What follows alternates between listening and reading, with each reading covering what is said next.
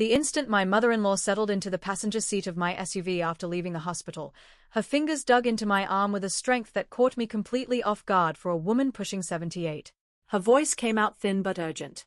"Don't take me back to the house." She glanced toward the medical center behind us, then locked eyes with me again. "Get me to my attorney before anyone figures out I'm gone." For half a second, I thought the stroke had scrambled her thinking. But her expression was sharp, frightened, completely lucid. I shifted into gear and eased away without saying a word.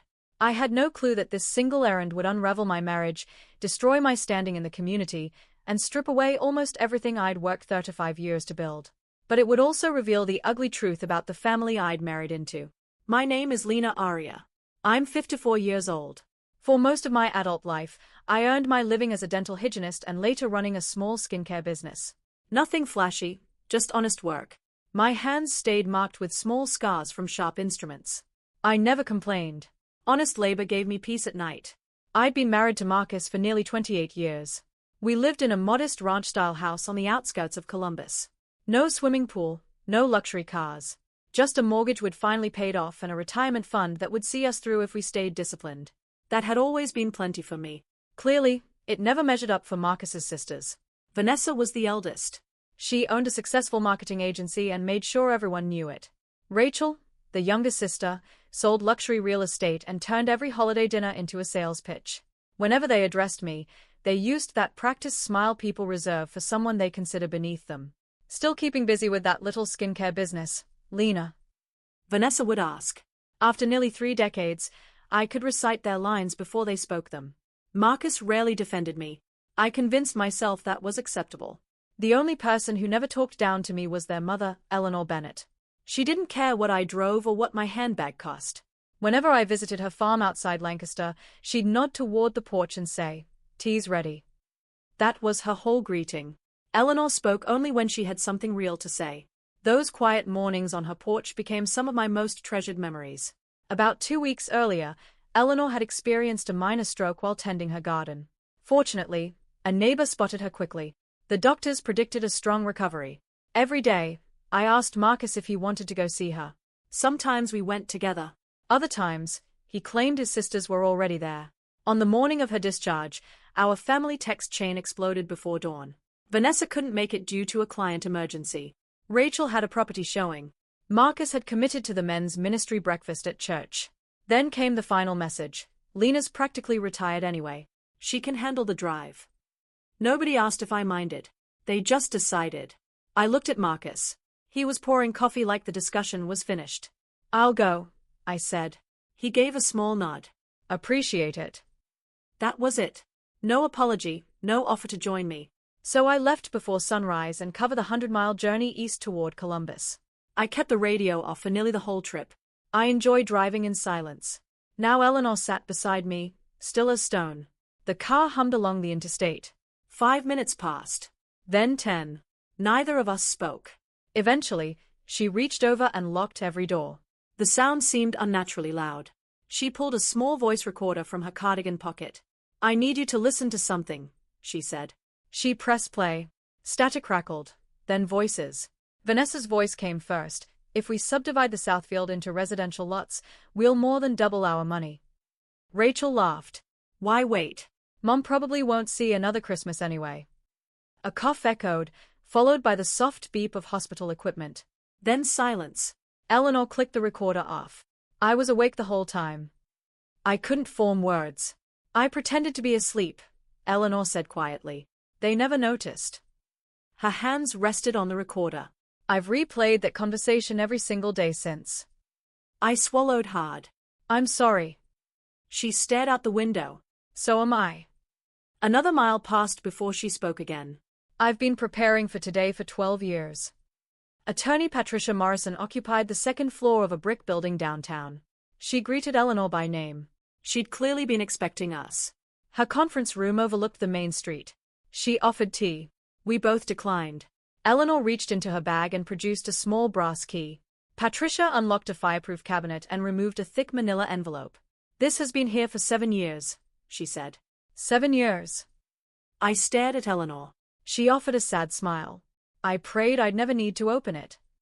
Inside were handwritten documents, land records, correspondences, meticulously organized. This wasn't panic. This was years of careful planning. I began preparing after my husband passed, Eleanor said softly. People rarely become greedy overnight. Patricia excused herself. Eleanor folded her hands. Lena, do you recall all those gardening days we kept postponing? I chuckled. You were always too busy. She shook her head. No, I wasn't. I invited you repeatedly. I never received those invitations. My stomach tightened. I never got the invites. I know. The room suddenly felt suffocating. Eleanor exhaled slowly. There are things Marcus doesn't know. She stopped. And things he chose not to know.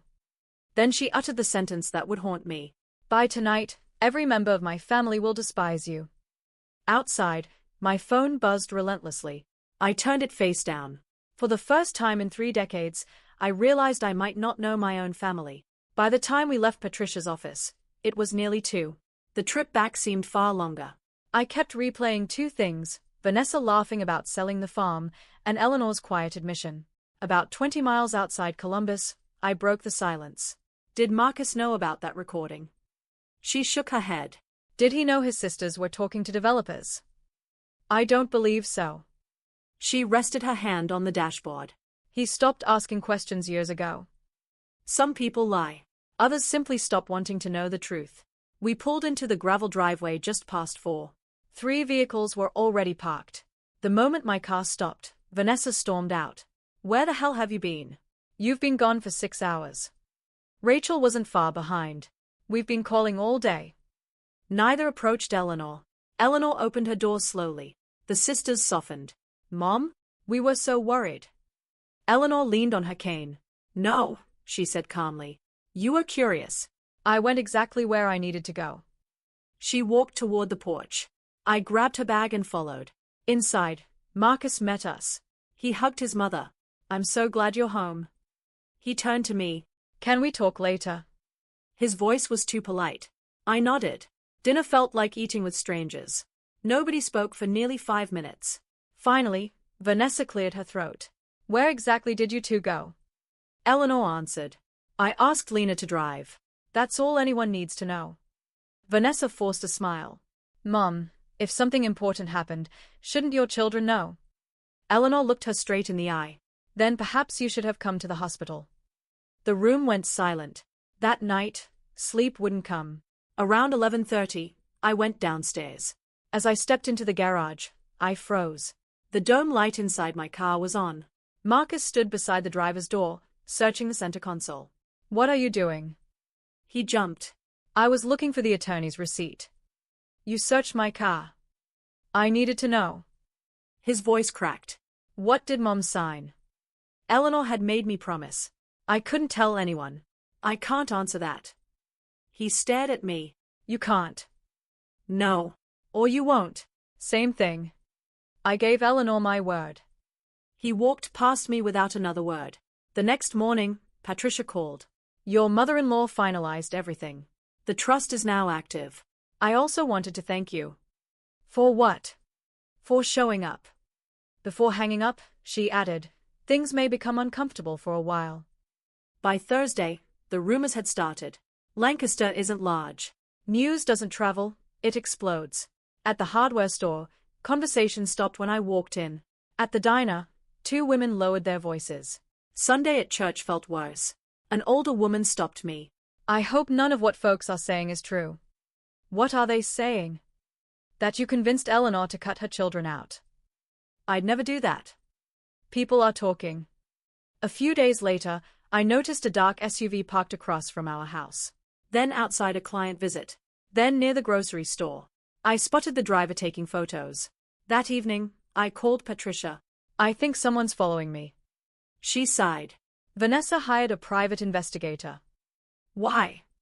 She believes you manipulated Eleanor. I've never manipulated anyone. Grief and greed often sound the same. 2 nights later, Patricia placed a thick folder on her table. Inside were emails, draft contracts, property maps. One document caught my eye, letter of intent, subject to probate. Dated 3 months before Eleanor's stroke. They were planning this before she got sick. Patricia nodded. This started years ago. The first person to stop trusting me wasn't Vanessa or Rachel. It was my own husband. It happened the way old houses fall apart. One loose board, one cracked window. Until one day, you realize home isn't holding together anymore. For the next 2 weeks, Marcus barely spoke to me. He left before I woke up. He went to bed before I came upstairs. One evening, I found him on the back porch. The sun was dipping behind the maple trees. I sat beside him. Do you really believe I'd steal from your mother? He stared at the yard. I don't know what to believe anymore. You know me. I thought I did. Why won't you tell me what happened? Because I promised her. You should trust me. I do. Then prove it. I looked down at my hands. I can't. He stood. So your promise to my mother matters more than your marriage? No. My promise matters because your mother is the only person who asked me to keep one. He walked inside. 3 days later, a long-time customer called. Lena, I'm going with another consultant. I've heard some things. After we hung up, I sat in my car for 10 minutes. By week's end, 2 more cancelled. Sunday was worse. At church, conversations slowed. People smiled, then returned to conversations I wasn't part of. An old friend pulled me aside. Vanessa's been telling people Eleanor changed everything because you isolated her. I laughed. I drove her home from the hospital. Most folks don't know the whole story. The next blow came at the bank. The manager looked uncomfortable. Lena, underwriting wants additional documentation. They're concerned about potential litigation involving your name. Vanessa. It had to be Vanessa. That evening, I packed a bag. Marcus watched. You don't have to leave. I think I do. I drove to a roadside motel. The first night, I sat on the bed staring at the television. Around midnight, I walked outside and started the engine. I planned to drive back and tell Patricia I was done. Then my phone rang. Eleanor, can you come? I don't have much time. 20 minutes later, I sat beside her bed. She looked older. She smiled faintly. I figured you'd come. I almost didn't. I know what quitting sounds like. She asked me to help her onto the back porch. The October air was cool. For several minutes, we listened to crickets. Then Eleanor spoke. 12 years ago, Vanessa's company was collapsing. I needed $90,000. You didn't have it. No. I loaned it to you. She smiled. You emptied almost half your retirement account. I knew you'd pay me back. She reached into her cardigan and handed me a sealed envelope. My name was written across the front. Don't open it. Not unless they leave you no choice. She squeezed my wrist. If you open it too soon, they'll destroy you. I slipped it inside my jacket. As I stood to leave, she called my name. No matter what happens, thank you for showing up. Driving back, I realized this had become a promise. And keeping it might cost me everything. Eleanor died on a cold December morning. She passed quietly before sunrise. I stood at the funeral in my dark dress. Vanessa and Rachel stood near the front. Neither mentioned their mother. They talked about the farm. There's a lot to take care of. 3 weeks later, Vanessa filed a petition in probate court. She claimed Eleanor lacked mental capacity and accused me of undue influence. The hearing took place on a gray January morning. People filled nearly every bench. Patricia leaned toward me. Remember, don't argue. Answer only what's asked. Vanessa's attorney painted a story. An elderly woman suffered a stroke, a daughter-in-law isolated her, the family lost control of generations-old property. She pointed at me. Mrs. Aria benefited enormously. Patricia stood. The evidence tells a different story. Eleanor's neurologist testified. Mrs. Bennett answered every question correctly. No dementia, no confusion, no impaired decision-making. Patricia called herself as a witness. She had met privately with Eleanor. 2 legal assistants watched every signature. Not me. Then came the recording. The room filled with Vanessa's voice. If we subdivide the Southfield. Rachel laughed. Mom probably won't see another Christmas. Silence followed. Patricia then projected emails. Letter of intent, subject to probate. Dated before Eleanor got sick. One message from Vanessa read, once Mom passes, we'll move quickly. The judge removed her glasses. She read every page. Vanessa's attorney objected when Patricia called Vanessa's former accountant.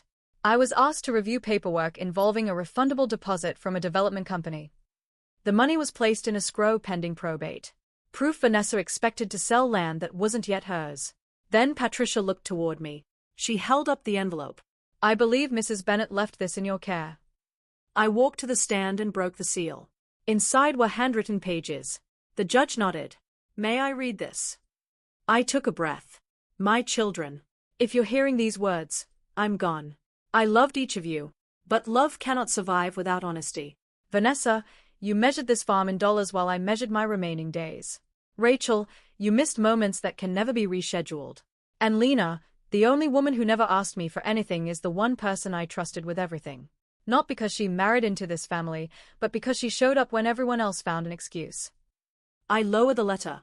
Then Marcus slowly stood. He faced the judge. For 28 years, I let other people tell me what kind of wife Lena was. I never stopped long enough to see her for myself. She never asked my mother for anything. I was wrong. The judge spoke. The evidence demonstrates that Eleanor Bennett acted knowingly and with full mental capacity. The trust shall remain in full force. Her gavel struck once. When people ask if I inherited the farm, the answer surprises them. No, I didn't. About 2 weeks later, Patricia showed me the trust documents.